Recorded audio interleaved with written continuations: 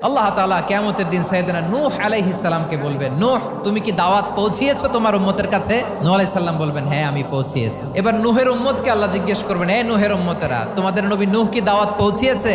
নূহের উম্মত বলবে, না আল্লাহ, কোনো দাওয়াতও আমরা পাই নাই, আপনারাও চিনি নাই, জান্নাতও চিনি নাই, জাহান্নামও চিনি নাই। নূহ আলাইহিস সালাম বিপদে পড়ে যাবেন। তখন আল্লাহ বলবেন, নূহ তোমার পক্ষে কোনো সাক্ষী আছে? নূহ আলাইহিস সালাম বলবেন, আছে। কে?